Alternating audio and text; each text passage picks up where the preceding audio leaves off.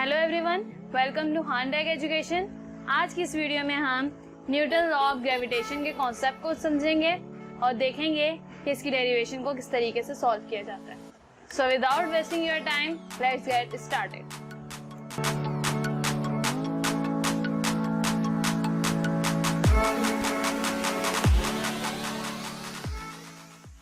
Start करते हैं।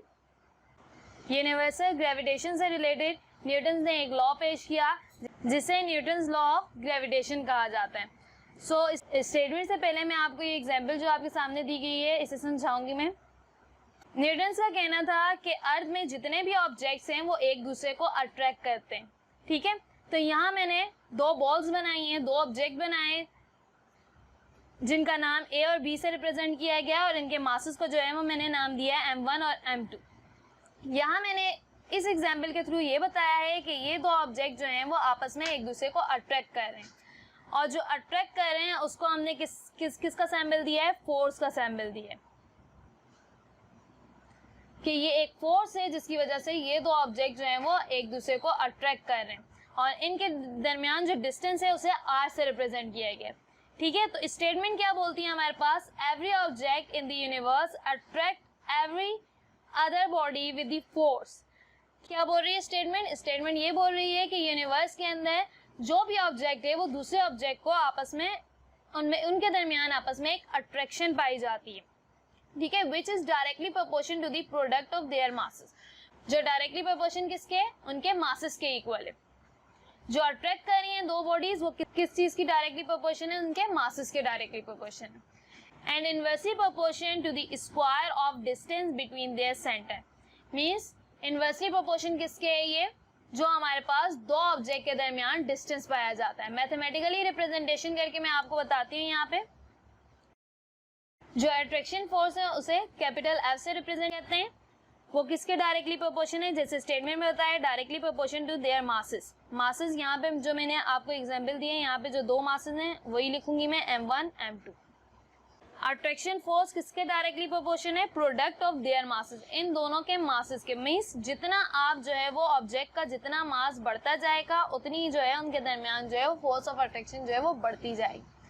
और दूसरी लाइन में हमें क्या बोला गया है, and inversely proportion to the square of distance between their center. Means जो अट्रैक्शन फोर्स है वो इनवर्स रिलेशन है किसके साथ, उसका स्क्वायर ऑफ डिस्टेंस के इक्वल है। ठीक है, तो ये दो जो लाइंस थी हमने इसे मैथमेटिकली रिप्रेजेंटेशन में कर दिया। इसे मैंने इक्वेशन नंबर 1 का नाम दे दिया, इसे मैंने इक्वेशन नंबर 2 का नाम दिया। अब ये आपको बताती चलूं कि जितना ज्यादा जो है वो ऑब्जेक्ट जो है उसका मासेस जो है वो इंक्रीज होता जाएगा उतनी उनके दरमियान जो है वो अट्रैक्शन बढ़ती जाएगी। डायरेक्ट रिलेशनशिप का मतलब ये होता है कि एक चीज जितनी बढ़ेगी दूसरी चीज भी उतने ही बढ़ेगी। अगर मासेस कम होते जाएंगे तो उनके दरमियान जो है वो अट्रैक्शन भी जो है वो कम होती जाएगी।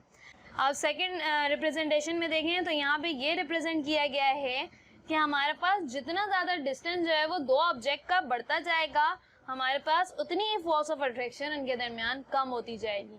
मींस अगर दो ऑब्जेक्ट आपने आपस में करीब रखे हुए हैं तो उनके दरमियान जो है वो फोर्स ऑफ अट्रैक्शन जो है वो ज्यादा होगी एज कम्पेयर टू कि दो ऑब्जेक्ट जो बहुत दूर दूर हैं तो उनके दरमियान जो है वो फोर्स ऑफ अट्रैक्शन जो है वो कम होगी। नेक्स्ट स्टेप की तरफ चलते हैं, combining both equation 1 and equation 2। इस स्टेप में हम क्या करेंगे, इक्वेशन 1 और इक्वेशन 2 को हम कंबाइन करेंगे। तो कंबाइनिंग में हम देखें कंबाइन किस तरह होगी, हमारे पास लेफ्ट हैंड साइड पे हमारे पास फोर्स ऑफ अट्रैक्शन है जो कि सेम लिखी हुई है, तो हम इसे एक ही दफा लिखेंगे बस। और इन दोनों को आपस में कंबाइन कैसे करेंगे, फर्स्ट जो है वो हमारे पास M1 M2 लिख दिया, मल्टीप्लाई बाय 1/r² कर दिया। ठीक है, अब अगर मैं इनको ज्वाइन करके लिख लूं तो ये कुछ इस तरीके से होगी, ये ऊपर से मल्टीप्लाई हो जाएगा M1 M2/r²।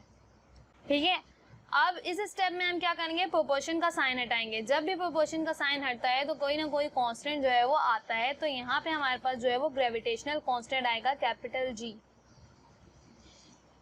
M1 M2/r²। बाकी सब चीजें हमने उसी तरह लिखी, सिर्फ प्रोपोर्शन का साइन हटाया और यहाँ पे ग्रेविटेशनल कांस्टेंट आया हमारे पास कैपिटल जी। कैपिटल जी की एक कांस्टेंट वैल्यू होती है जो यहाँ रिप्रेजेंट कर रही हूँ आपको 6.67 exponent power 11 newton meter square पर केजी स्क्वायर। ठीक है, ये कांस्टेंट वैल्यू होती है। और एक और वैल्यू है, अगर हम इसकी यूनिट चेंज करें तो हमारे पास ये वैल्यू जो है वो 6.67 एक्सपोनेंट पावर -8, ये किस फॉर्म में होगी, 9 सेंटीमीटर स्क्वायर ओवर ग्राम स्क्वायर। तो ये दो वैल्यू जो है वो कांस्टेंट है।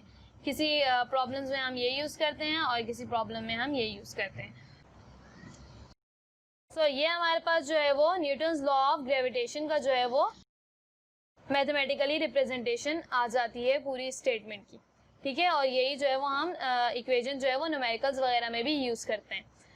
F4 force of attraction, G हमारे पास यूनिवर्सल कांस्टेंट है, M1 हमारे पास बॉडी A का मास है और M2 जो है वो बॉडी B का मास है, और R स्क्वायर जो हमारे पास है distance between the object A and object B।